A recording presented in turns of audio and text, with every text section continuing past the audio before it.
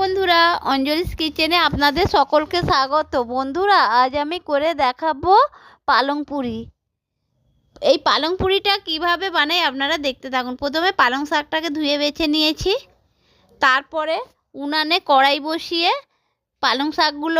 ধোয়া পালং শাকগুলোকে ভাপাতে দিলাম, একটা ঢাকনা দিয়ে ঢেকে দিলাম। হয়েও গেছে আমার পালং শাকটা ভাপানো। এবারে পেস্ট করে নেব। তারপরে এবারে ময়দা নিয়ে ময়দার মধ্যে কিছুটা গোটা জিরা হাতে মুছলে দিয়ে দিলাম।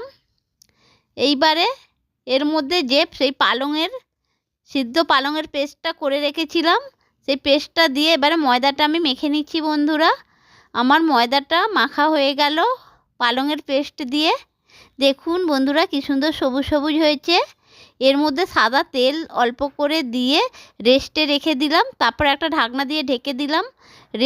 30 মিনিট রেস্টে রাখার পর এবারে এক এক করে পুরিগুলো বেলে নিচ্ছি। বন্ধুরা, এইভাবে আমি সমস্ত পুরিগুলো বেলে নিচ্ছি গোল গোল করে।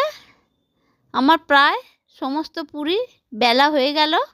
এইবারে আমি উনানে কড়াই বসিয়ে পরিমাণ মতো সাদা তেল দিলাম পালং পুরিগুলো ভাজার জন্য।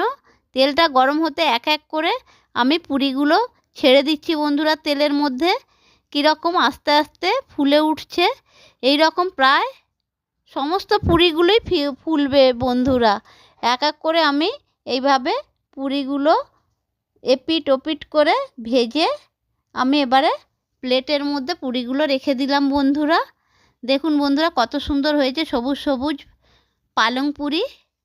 এরপরে আমি আলুর দম করে রেখেছিলাম, আলুর দম দিয়ে পালং পুরিটা সাজিয়ে দিলাম। দেখুন বন্ধুরা, খুব সুন্দর হয়েছে।